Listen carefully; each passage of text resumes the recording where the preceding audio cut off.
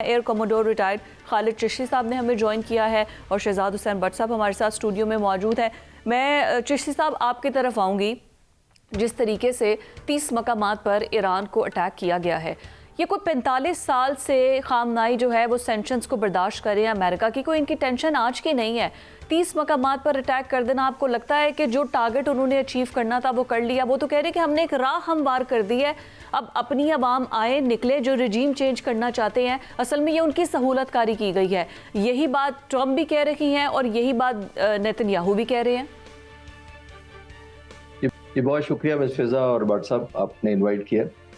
देखिए, पिछली जंग का जो 8 महीने पहले 7-8 महीने पहले हुई थी उसका देख लेते हैं। उस वक्त तो उन्होंने ये बयान दिया था अमेरिका ने कि हमने इनके जो नतन में है, फर्दों में है, इस्फहान में है, न्यूक्लियर प्लांट उनके तबाह कर दिए, 30-40 साल पीछे धकेल दिए। तो फिर 6 महीने बाद उनको वापस आना पड़ रहा है। पहली बात तो ये है।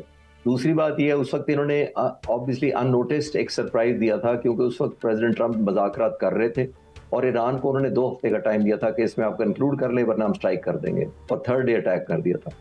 तो अभी भी यही हुआ है कि जब एक तरफ ईरानियन फॉरेन मिनिस्टर ये कह रहे हैं कि हम एक यादगार एक एग्रीमेंट के करीब पहुंच गए हैं, तो हमला हो जाता है। तो दुनिया में हमने ये देखना है इस वक्त कि प्रेसिडेंट ट्रंप चाह क्या रहे हैं। पहले मैं समझता था ऑन पॉजिटिव नोट कि प्रेसिडेंट ट्रंप अनसर्टेनिटी को as a tool of strategy या टूल ऑफ प्रेशर यूज करते हैं। एक बात और है जो मुझे अफसोस होता है कि अमेरिकन प्रेसिडेंट ने तो बहुत सेल्फिश गेम खेली है, क्योंकि वो तो 10,000 मील दूर बैठे हुए हैं। या वो इजराइल हिटिंग फेस करेगा जो असल शरारत जिसकी पीछे है, और या ये मिडिल ईस्ट के मुल्क जो दोस्त ममालिक अरब मुल्क हैं जिन्होंने बेसिस दिए हुए हैं वो हिट लेंगे, जो कि लेना शुरू हो चुके हैं। कितना इम्पैक्टफुल वो ले पा रहे हैं जाहिर है एक और इंटरनल प्रेशर बहुत बिल्ड हो जाएगा उन मुल्कों पर जो ईरान के मुखालिफ अरब मुल्क इस वक्त हैं जिन्होंने बेसिस दिए। मैं मुखालिफ उस सेंस में कह रहा हूँ कि जहां जहां से ऑपरेशंस हुए हैं या हो सकते हैं, ईरान उनको लेजिटिमेट टारगेट समझेगा। और आखिरी जुमला बड़ा इंपॉर्टेंट है कि अमेरिका जब ये स्ट्रेच आउट कर रहा था तो वो अपने खौफजदा कर रहा था ईरान को, बुनियादी तौर पर एयरक्राफ्ट कैरियर लेके आगे जराड फोर्ट को मेडिटेरियन सी पे खड़ा कर दिया, गन बोट्स खड़ी कर दी, डिस्ट्रॉयर्स खड़े कर दिए, फिर अब्राहम लिंकन इधर खड़ा कर दिया, बेसिस पर ऑलरेडी मुफ्तान एयर बेस तो बेसिस पे खड़े कर दिए। जॉर्डन में एक बेस है उनका, उस पे 52 जहाज फाइटर लेके आ गए, A2A रिफ्यूलर लेकर आ गए। तो जब वो इतना ज्यादा माइटी किस्म का प्रेशर माउंट कर रहे थे तो ईरान के खिलाफ ये सब कुछ करते वक्त अमेरिका को ये भी याद रखना चाहिए था कि ये उतनी ही वल्नरेबिलिटी अपनी भी तो बढ़ा रहे हैं, उतनी ही legitimacy and more opportunity of targets Iran को भी तो आप दे रहे हैं। अब वही हो रहा है कि अगर तो वो क्विक फास्ट रिजल्ट गेन कर सके तो अपने लोगों को वो समझा पाएंगे कि हमने बहुत जबरदस्त काम किया है। लेकिन अगर ये प्रोलॉन्ग होती है तो समझा सकेंगे चिश्ती साहब? ईरान ने तो फौरन ऐसा रिटेलिएट किया है और मतलब उसने जो ये फतह खैबर जो ये लॉन्च किया अपना, मतलब उन्होंने 30 जगहों पे टारगेट किया, उसने उठा के 70-75 मिसाइल जो हैं वो दाग दी हैं। तो लोगों को समझ तो आ जाएगी। रिजीम चेंज वाली बात में मैं आपकी तरफ आती हूँ, एंड प्लस ये बड़ी इंपॉर्टेंट बात आप जो मिडिल ईस्ट वाली कर रहे हैं ना कि सऊदी अरब तो मार खा के भी उनके साथ खड़ा है, लेकिन पाकिस्तान जो मैं कह रही थी कि हम तो ऑलरेडी इंडिया के साथ भी हमारे मसले हैं बट साहब, अफगानिस्तान का भी मसले हैं, अब ईरान में अगर जंग हो जाती है तो हम तो एक ऐसे कि हमारे सारे नेबर्स में ही आग लगी हुई है। जहाक डार ने भी फ़ोन किया है ईरानी वज़ीर ख़ारजा को। मैं चाहूँगी कि पाकिस्तान का स्टैंड और क्या गुफ्तगू हुई ज़रा उस पर हम डिस्कस करते हैं। देखें, काबिल एहतराम बात यह है कि ट्रंप ने आज साबित कर दिया है कि वो अनइवन लाओबाली तबीयत का आदमी है। ये जो हुआ है मुझे तो बहुत दुख है और अफसोस है, क्योंकि ये इसराइली एजेंडा था, रजीम चेंज का ऑपरेशन, ये तो उसका ख्वाब था जो पूरा होने जा रहा है। बात यह है अब ईरान भी ऑल आउट जो है वो वार की तरफ तो जा रहा है, सीधा उसने भी अपनी तोपें सीधी कर ली है। लेकिन सवाल यहाँ पर यह है कि अब जो हमला हो गया है, इस हमले के बाद क्या मुसलमान ममालिक जो है वो कहाँ खड़े हैं? अब वहाँ पर जो बेस कैंप है, आप कुवैत की बात कर लें, आप सऊदीया की बात कर लें, अब ये जो मुसलमान को मुसलमान से लड़ाने की बातें हो रही हैं, ये बातें इलाकाई जंग जो शुरू हो चुकी है, ये आने वाले दौर में बहुत ज़्यादा प्रॉब्लम्स आना शुरू हो जाएगी। लेकिन यहाँ पर सबसे इम्पॉर्टेंट ये है कि हमारे साथ एक नहायत अहम आदमी है खालिद चिश्ती साहब। खालिद चिश्ती साहब मेरे साथ मौजूद है और खालिद चिश्ती साहब ने जो बात की है कि पिछली जंग की बात की है कि जब त्यारे ईरान की हवा में परवाज कर रहे थे, वो बहुत इंपॉर्टेंट है। तो मेरा ख्याल है फिजा खालिद चिश्ती साहब से ही पूछ लेता हूँ कि जून 2025 में जो ईरान की फ़ज़ाओं पर इसराइल का कंट्रोल था, अमेरिका कंट्रोल था, उनके त्यारे जून 2025 में ईरान की फ़ज़ाओं में फिर रहे थे। फिर हमने ये भी सुना खालिद चिश्ती साहब कि ईरान को रूस ने S-400 भी त्यारे मिल गए। अब बात यह है कि इसराइल F-35 उड़ाता है, तो क्या वो ख़तरे में है? ईरान इस वक्त फ़ज़ाई हदूद में, क्योंकि आप फ़ज़ा के एक्सपर्ट हैं, फ़ज़ाई हदूद में S-400 अगर उनके पास हैं, उधर से F-35 हैं, तो क्या आसमान किस तरह देख रहे हैं खालिद चिश्ती साहब? चिश्ती साहब, before you speak, Faisal Shah साहब भी रियर एडमिरल रिटायर्ड, उन्होंने हमें ज्वाइन किया, उनको भी मैं प्रोग्राम में वेलकम करती हूँ। सर, आपकी तरफ भी आते हैं। चिश्ती साहब, प्लीज़ कंटिन्यू। जी, देखिए भट्ट साहब, बुनियादी तौर पर इसमें कोई शक नहीं है कि वो लग्जरी जो लास्ट जून में 2025 जिसकी तरफ आप इशारा कर रहे हैं, मेरा नहीं ख्याल कि वो लग्जरी इजराइल के पास वो है। क्यों? वो इसलिए कि लास्ट टाइम 15 दिन का, जैसे मैंने कहा, कि मज़ाक़ात का टाइम था, फिर सरप्राइज देके अटैक कर दिया। अब तो प्रेसिडेंट ट्रंप पिछले 2 महीने से कह रहे हैं कि हम आ रहे हैं। इट वॉज मेरे जैसे स्टूडेंट ऑफ एयर पावर के लिए, अनलेस कोई बहुत ही ज्यादा एक्स्ट्राऑर्डिनरी डेवलपमेंट होती या टेक होम अमेरिकन प्रेसिडेंट को बहुत ही मेजरेबल एक वॉर ट्रॉफी मिल जाती बिफोर द वॉर, फिर तो ये टल जानी थी।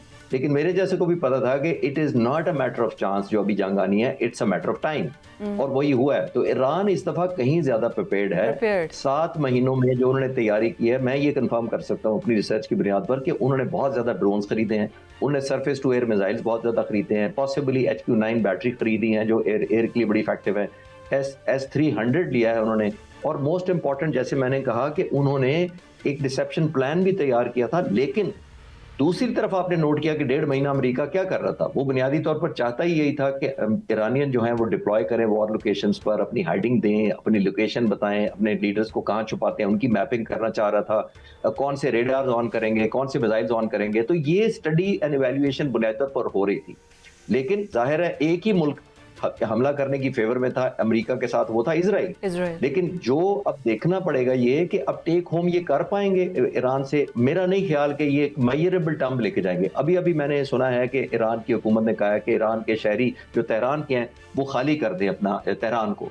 मुझे जिससे इंडिकेटर ये मिलता है कि वो लॉन्ग टर्म फाइट के चक्कर में है। वो चाहते हैं कि तेहरान के लोग सेफ हो जाएं ताकि एक डोमेस्टिक प्रेशर बिल्ड ना हो उन पर, नंबर 1, और नंबर 2, कोई साइड डैमेज भी शहरियों का ना हो, क्योंकि जब शहरी ज्यादा जानों से जाते हैं तो बहुत ज्यादा हुकूमत पर प्रेशर बिल्ड हो जाता है। वो नहीं चाहते। इसका मतलब ये है कि लॉन्ग टर्म फाइट करने के चक्कर में आने वाले वक्त बताएंगे कि ईरान कितना सरवाइव कर पाया अपने एसेट्स को और हिट बैक कितना इफेक्टिव कर पाया। उससे डिसाइड होगा कि प्रेसिडेंट ट्रंप के लिए एक प्रोहिबिटिव कॉस्ट इंपोज कर पाए हैं या अमेरिकन प्रेसिडेंट और इजराइल क्या लेकर गए हैं। वो बिल्कुल ठीक है। और वैसे अभी तक ट्रंप तो खुद कह चुके हैं कि हम इतनी प्रोलॉन्ग जंग खुद भी नहीं चाहते हैं। फैसल शाह साहब, मैं आपकी तरफ आऊंगी। अभी जैसे G7 है, UK, कनाडा, ऑस्ट्रेलिया, इन सब ने साथ दिया इसराइल का, और उन्होंने कहा कि अमेरिका और इसराइल ने जो स्टांस लिया ना वो बिल्कुल ठीक, एग्जैक्ट वही लिया है। On the other hand Saudi Arabia पर, बहरीन पर, कतर पर, सब पर अटैक होता है। उनके हवाई अड्डों पे बेसिकली जो अमेरिकन एयर बेसिस थी उन पर अटैक होता है। लेकिन उसके बावजूद वो कह रहे हैं कि हम ईरान के साथ खड़े हैं क्योंकि हम इस लड़ाई को नहीं चाहते कि ये मज़ीद आगे बढ़े। तो हमें डिवीज़न भी नज़र आ रही है, अमेरिकन इत्तेहादियों की डिवीज़न भी नज़र आ रही है यहाँ पर।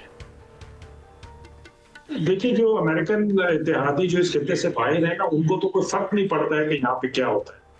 तो वो तो इसलिए कहेंगे कि हम अमेरिका के साथ हैं, इजराइल के साथ हैं, क्योंकि उनके जो तिजारती मामलात अमेरिका के साथ हैं, तो उनका फोकस उन पे है, उनका इंटरेस्ट वहाँ है। जो लोग ये कह रहे हैं कि हम इसकी मजम्मत करते हैं, जिनका आपने जिक्र किया, सऊदी अरब है, बहरीन है, कतर है, वो जाहिर बात है कि वो लोग हैं जो डायरेक्ट अफेक्टी हैं इस तमाम मामले के।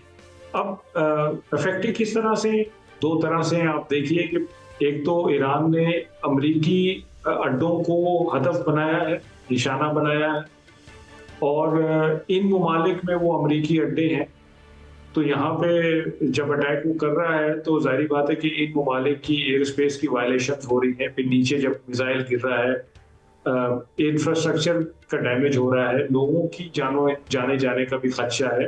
तो एक खलफशार है जो इन मुल्कों में फैल रहा है। जो दूसरा इनको खतरा है वो ये है कि अगर ये जंग खुदा न खास्ता पर्शियन गल्फ में या स्ट्रेट ऑफ हॉर्मुज़ में आ जाती है और वहां पे ईरान कोई कार्रवाई करता है, तो इन मुल्कों की इकोनॉमीज डायरेक्टली अफेक्ट होती हैं, क्योंकि वो डिपेंडेंट है स्ट्रेट ऑफ हॉर्मुज़ पे। 21 मिलियन बैरल का तेल रोजाना स्ट्रेट ऑफ हॉर्मुज़ से सारी दुनिया में जाता है और वो इन्हीं मुल्कों से जाता है। यही गैस की बात थी कि सप्लाई अभी यहाँ तो से सिर्फ एयर स्ट्राइक्स हो रही हैं और फ़ज़ा पर उसकी दखल अंदाजी हो रही है, अभी स्ट्रेट ऑफ हॉर्मज़ पर या फिर ज़मीनी इस तरीके से नहीं हो रहा। अभी तो जब होगा, अगर ये जंग कंटिन्यू होती है तो फिर क्या ज़मीनी लड़ाई भी इसी तरह जिस तरह आप निशानदेही कर रहे हैं, आपको लग रहा है ऐसा होगा? देखिए, जमीनी तो नहीं हो सकती मेरा ख्याल है, क्योंकि ईरान की जो ज्योग्राफी है वो ऐसी है कि वहां पे कोई और फौज जाके और कंट्रोल कर सके, ये बहुत मुश्किल काम है। और ईरान के अपनी जो लैंड फोर्सेस हैं वो बड़ी स्ट्रॉन्ग है, तो उनकी ज्योग्राफी किसी बैरूनी फौज को कंज्यूम कर सकती है। और फिर जो लैंड फोर्स है उसकी अपोजिशन बहुत ज्यादा है, मतलब ईरानी लैंड फोर्स की कैपेबिलिटी बहुत ज्यादा है जो कि अच्छा खासा पोजीशन दे सकती है। जमीनी जंग नहीं हो सकती, बहरी जंग जरूर हो सकती है। बहरी जंग की मैं बात, और जो बहरी जंग है उसमें ईरान की जो पोजीशन है वो बड़ी स्ट्रॉन्ग है, जो मुझे पता है। उनकी जो ज्योग्राफी है अगर आप उसको देखें तो पर्शियन गल्फ में उनकी बेस्ट ज्योग्राफी है उन तमाम ममालिक के मुकाबले में जो कि पर्शियन गल्फ के आसपास वाक़ हैं। उस ज्योग्राफी को भी मजीद उन्होंने बहुत अच्छी तरह से इस्तेमाल किया है और वहाँ पे उन्होंने मुख्तलिफ जगहों पे अपने मिसाइल बैटरीज लगाई हुई हैं, उन्होंने अपनी बोट्स खड़ी की हुई हैं। उनके पास 2 नेवीज हैं, एक अर्तिश नेवी है जो कि एक रेगुलर नेवी होती है जिसमें बड़े प्लेटफॉर्म्स हैं, जहाज और सबमरीन्स वगैरह हैं, और एक पासदारा में इनकलाब की नेवी है जो कि एसिमेट्रिक वॉरफेयर करती है, जिसके पास छोटी बोट्स हैं, रिमोट कंट्रोल बोट्स हैं, स्पीड बोट्स हैं जिनके ऊपर रॉकेट लॉन्चर्स लगे हुए हैं। ये बताता चलूं कि पर्शियन गल्फ और स्ट्रेट ऑफ हॉर्मज़, इनको हमारी इस्तिलाह में, नेवल इस्तिलाह में रिस्ट्रिक्टेड वाटर्स कहा जाता है, क्योंकि ये महदूद पानी है। ये ओशन की तरह, ये समंदर की तरह बहुत खुला पानी नहीं है, महदूद है अपनी डेप्थ में भी और अपनी लंबाई चौड़ाई में भी। तो यहाँ पे जब कोई बड़ा जहाज आ जाता है तो वो एक बहुत बड़ा टारगेट बन जाता है। इसीलिए ईरान ने छोटी बोट्स, स्पीड बोट्स रखी हुई है और उनके ऊपर रॉकेट लॉन्चर लगाए हुए कि अगर कोई बड़ा जहाज यहाँ पे आए तो उसको ये बोट्स आराम से टारगेट कर सकती है, जबकि वो जहाज इनको टारगेट नहीं कर सकता। तो ईरान की पोजीशन पर्शियन गल्फ में, स्ट्रेट ऑफ हॉर्मज़ में मजबूत है। और अगर ईरान को दीवार से लगा दिया जाता है तो मैं ये समझता हूँ कि ये ईरान की स्ट्रेटेजिक कैपेबिलिटी है जिसको वो उस सूरत में यूज करेगा जब उसके पास कोई और ऑप्शन नहीं रहेगी। क्योंकि फिलहाल जो खित्ते के ममालिक हैं वहां पे अमरीकी अड्डों पे अटैक करके ईरान उनको ये भी मैसेज दे रहा है कि आप लोगों को आवाज बुलंद करनी चाहिए अमेरिका के सामने और इस किस्से को रोकना चाहिए। यही तो बात है कि वहां पर अवाम वो अपनी तरफ अवाम को इकट्ठे कर रहे हैं, उधर डोनाल्ड ट्रंप साहब कह रहे हैं कि आप निकले बाहर और रजीम को चेंज करें। चिश्ती साहब, जैसे मैंने पहले ये सवाल किया था, मैं चाहूंगी इसकी तरफ आए कि ये क्या कहानी चल रही है कि अमेरिका चाहता अंदर से बस यही है कि किसी भी तरीके से रिजीम चेंज हो जाए। इस वजह से उन्होंने, अगर इसराइल ने, अमेरिका ने टारगेट भी किया है तो खामनाई को किया है, बल्कि ईरानी प्रेसिडेंट को किया गया है। ये पहली बार हुआ है कि इस तरीके से एक पॉलिटिकल पर्सनालिटी को टारगेट करके मारने की कोशिश की गई है। जी फिजा, बुनियादी तौर पर जो पिछले दिनों अपराइजिंग हुई थी वो 2 वजह से हुई थी। एक तो जाहिर है इंसर्जेंसी को ऑर्गेनिक नहीं थी, ट्रिगर की गई थी बाहर से, और दूसरी ऑर्गेनिक भी थी क्योंकि जो ईरान ने पिछले 7-8 महीने में जो मिलिट्री स्पेंडिंग की है और in the light of last war जो हुई थी वो बहुत ज्यादा है। इसी वजह से, क्योंकि मिलिट्री हार्डवेयर खरीदने की वजह से इनकी इकोनॉमिक हालत जो है वो और कमजोर हुई, जिसकी वजह से लोगों की लाइफ इफेक्ट हुई। इसी को फ्यूल किया अमेरिका ने और इजराइल ने और यहाँ मुजाहरे करवाने शुरू किए, नंबर 1। और ये जो आप कह रही हैं कि बुनियादी तौर पर इन पे लीडरशिप का ही उनका टारगेट है, क्योंकि पिछले ऑलमोस्ट 47 सालों से वो लीडरशिप को चेंज नहीं कर पाए। 10 साल बाद आयतुल्लाह ख़मैनी चले गए तो अली ख़ामेनी आ गए, तो ऑलमोस्ट ये 36 साल से इस वक्त माशाल्लाह स्पिरिचुअल लीडर हैं, बहुत सीजनड है। एक और बड़ा फर्क लीडरशिप का भी है, ये 36 साल से बैटल टेस्टेड और ये पूरी दुनिया का चैलेंज कबूल करते रहे और क्राइसिस मैनेज करते रहे। अमेरिकन प्रेसिडेंट तो आपने देखा 4 साल बाद आते हैं और 4 साल बाद चले जाते हैं, तो उनके पास ऑप्शन ही शायद यही है। ठीक है, कोस्टल ब्रेक पर जाने से पहले मैं इस आपकी बात में इसको भी कंटिन्यू कीजिएगा। प्लस जो फ्रेंड्स हैं, आपको पता है कि ईरान की बहुत सी प्रॉक्सीज भी हैं जो बाकी जगहों पर इंगेज हैं, क्या वो भी पूरी सपोर्ट ईरान को करेंगे? अगर ये सिर्फ कह देना सऊदी अरब का, कतर का कि हम ईरान के साथ हैं और प्रैक्टिकली कुछ नहीं करना, तो वो उसको अलग कर सकता है, या चाइना रशिया की हेल्प चाहिए होगी अगर ये जंग प्रोलॉन्ग करती है? क्विकली देखिए, चाइना और रशिया ने तो 2 मैसेजेस अभी दिए हैं, 2 सिग्नलिंग अभी जस्ट बिफोर द वॉर दिया है। एक, रशिया ने एक एक्सरसाइज किया कोस्टल एरियाज में ईरानियन नेवी के साथ मिलकर, ये उन्होंने मैसेज ही दिया था कि हम इनडायरेक्टली शायद पॉसिबली अवेलेबल होंगे, डायरेक्ट ना सही इनडायरेक्टली। चाइना ने बहुत रेयर एक सिंबल या सिंबॉलिक एक कंट्रीब्यूशन की है। उन्होंने तमाम जो नियर बाय सैटेलाइट्स हैं, एयर बेसेस हैं, जो मिडल ईस्ट के मुल्कों में हैं, अमेरिका के हैं, फुटप्रिंट्स हैं, उनकी एक सैटेलाइट इमेजरी करंट उन्होंने रिलीज की है और वो वेबसाइट्स पे मैं ढूंढ पाया हूँ। और बहुत जगहों पे उन्होंने सारी एग्जैक्ट लोकेशन बताई है कि कौन से एयर बेसिस है, स्टार्टिंग फ्रॉम फाक जो जॉर्डन में है और जो नेबरहुड सारे एयर बेसिस हैं, उनकी उन्होंने स्ट्रेंथ ऑलमोस्ट बता दी है उन पिक्चर्स के जरिए। तो इन अ वे उन्होंने टेसिट किस्म की एक सपोर्ट दी है ईरान को कि हम आपको लेटेस्ट करंट लोकेशन बता सकते हैं कि आपने कौन से बेसिस को प्रायोरिटी पे टारगेट करना है। तो ये अब आने वाले वक्तों में पता लगेगा कि ईरान कितना इफेक्टिवली उनको एंगेज कर सकता है। बिल्कुल ठीक हो गया है, बहुत शुक्रिया।